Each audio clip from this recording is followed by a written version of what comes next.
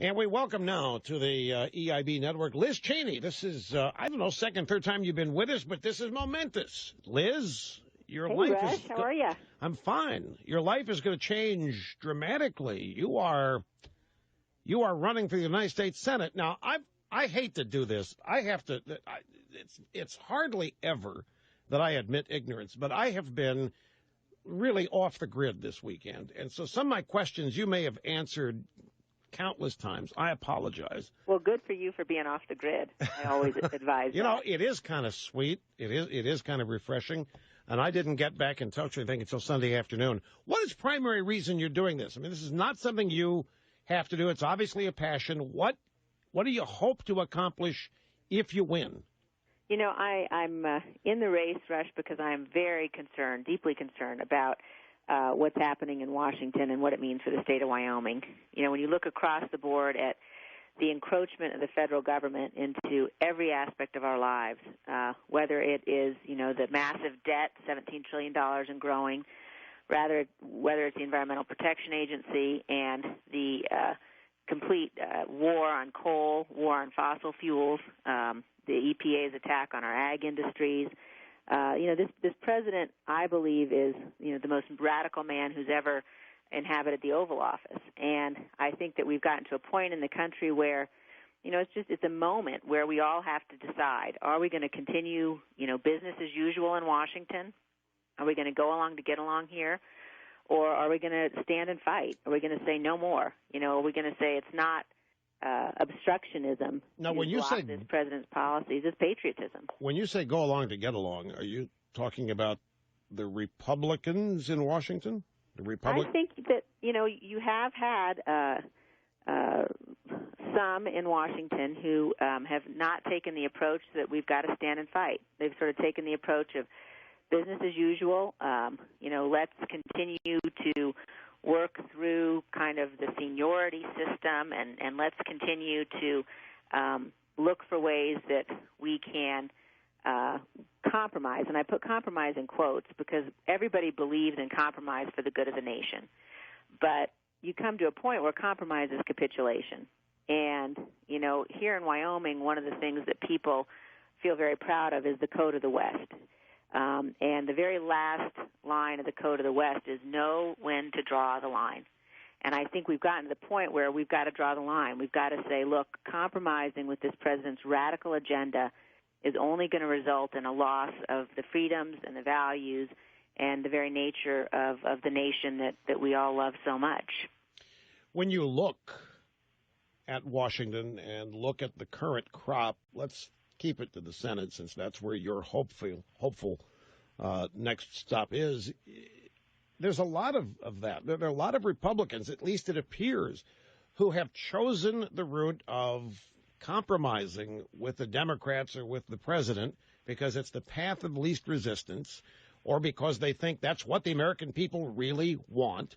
You can go issue by issue by issue, healthcare, immigration, and a number of things to illustrate this, and it's really frustrating. And I heard you say, before I went off the grid, that one of the things that you are going to bring to Washington is this is the end of deal-making. No more deals. What did you mean?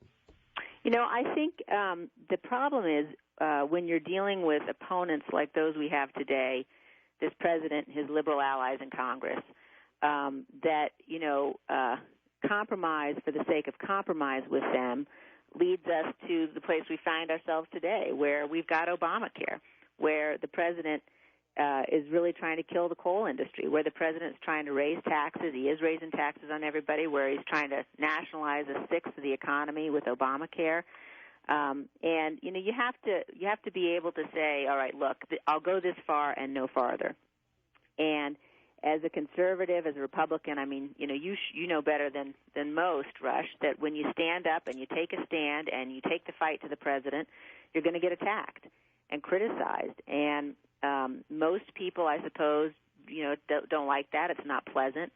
But, you know, I believe strongly that you've got to have the courage of your convictions, and you've got to be able to lead. You know, it's not enough just to say, I'm going to, you know, put my head down and vote. You've got to be able to bring other people around to see, you know, our way of thinking, to see our vision for the future, because we're not going to win against this president if we say, oh, let's depend on the media to show the American people all the negative things about him. It's just not going to work. We have to mobilize others on our side, and we got to stand up for what we believe in. Who in the world in the Republican Party is saying, well, let's let the media show the way about Obama? Who in the world think the media is Obama, and Obama is the media? You know, Liz, you come from Republican Party royalty, if I can use that phrase. I mean, your family, your dad, your mom. I mean, you're yourself. You're from Republican family royalty. The Republican Party today, I look at certain elements of its leadership, and I'm at a loss to understand it. I see, and a lot of civilians see, that the greatest opportunity we've ever had to contrast what we think and who we are with what is, not what theoretically might be if they win. They did win 5 years ago, and this is what they are, and this is what we're going to get.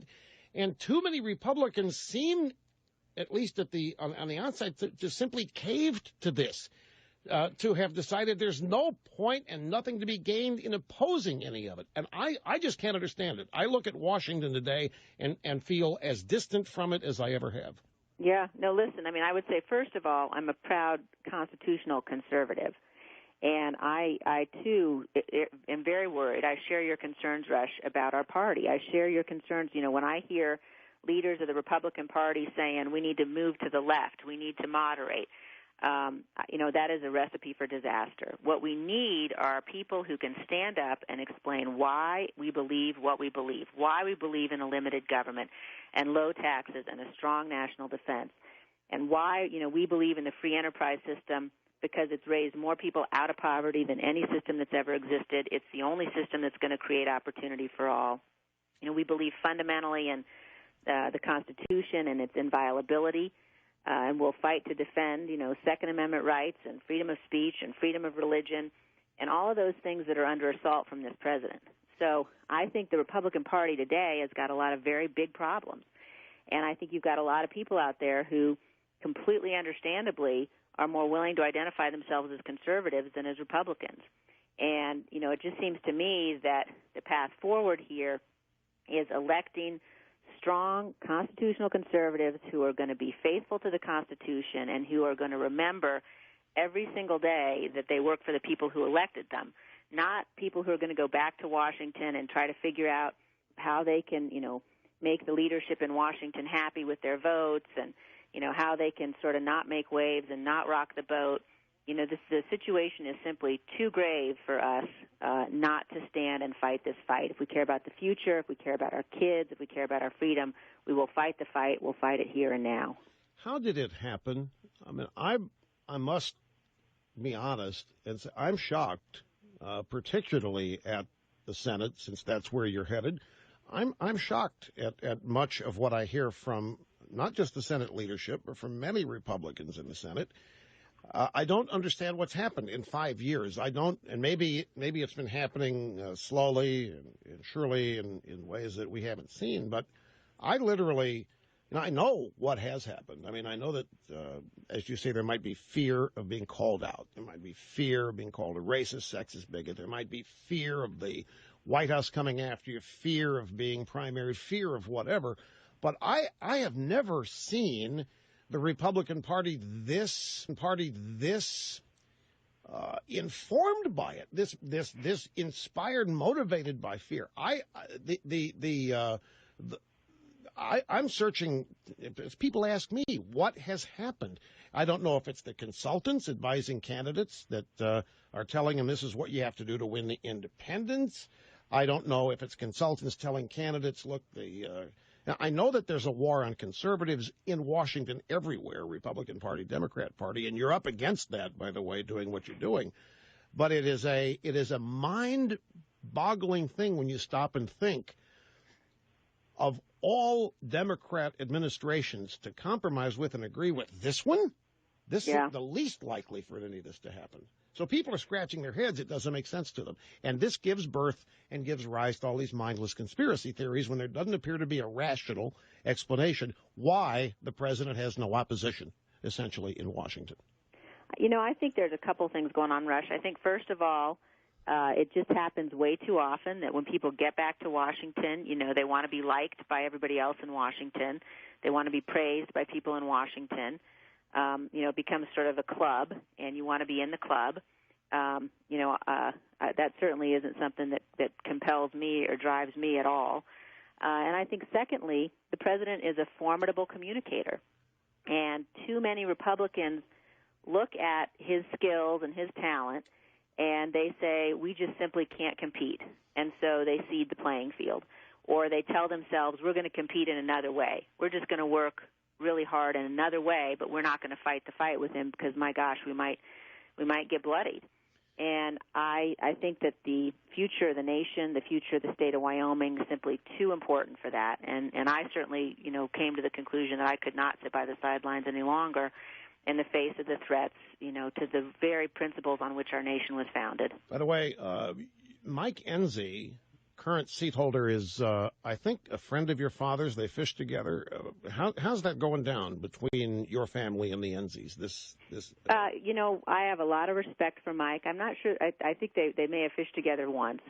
I think that, I can tell you that I respect his 18 years of service to the state, and it's not personal.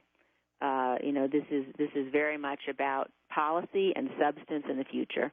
And I believe it's time for a new generation. It's time for somebody who will be a strong voice in Washington for Wyoming. So it's certainly not personal. It's about the future and about not having the luxury to sit by and wait. Well, Liz, if I may editorialize here, I don't want to embarrass you, but I want to tell the audience here that I've known you for many, many years, and throughout the entire time I've known you, you haven't changed. Your conservatism has been consistent and solid, and in fact, it may have even gotten, if I can use the term, stronger. Your commitment to it may have even increased, and not that it was ever in doubt, but I mean, I can cite numerous times you've been on television as a guest, and you have shown everybody how to do it. For example, one of the favorite techniques that you perfected was simply refusing to accept the premise of a typical question a Republican would get. You showed the way. And if you do seek this office and if you succeed in getting it, everybody's going to have their eyes on you and hoping and praying that whatever happens to Republicans in that town does not happen to you. Because people like you are needed there. Well, thank you, Rush. I appreciate that. And I have to say that, the admiration that I have for you and for what you've done and for the strength that you've had under a pretty intense barrage at times, not to wither and to stand up for your principles is very, very high, and I appreciate that a lot. And you can count on the fact that I'm not going to get back there, and forget who sent me and forget who I work for and the principles on which the nation was founded and that we've got to fight for. Well, I appreciate your call. I appreciate the time that you've given us here today, and we need. Let's see, we've got Ted Cruz and a couple of. We need about 95 more of you. And we might, at least 51 of you, and then we'd be talking. Well, that's we got a lot of good young people coming up in the party, and I think we're gonna give President Obama a fight here and not let him take this country away from the principles on which we were founded. You've mentioned Wyoming. I don't know how many times in our chat here, and I think one of the problems is that people get elected, they go to Washington, and they want to be liked by the culture there rather than remaining liked and appreciated in their home states or districts. Don't forget that. That's you seem to have that nailed down. That's crucial. I mean, your state is heavily involved in fracking and coal and energy, and the president's targeted everything that keeps that state viable. Well, we could have an economic renaissance in this country if the president were willing to, allow people in states like Wyoming to be able to get access to the resources that we have here. Really, we could be energy independent. We could have an economic renaissance. But instead, leases for drilling on federal lands in the Rocky Mountains have reduced 70% in the last couple of years. And he's declared a war across the board on fossil fuels. It makes no sense for the nation, for our energy needs. Certainly, it kills thousands of jobs here in Wyoming, and it's just time for it to end. It's time for people to stand up and back him off of these policies, and get people across the nation mobilized in order to back him off these policies. Well, good luck, Liz.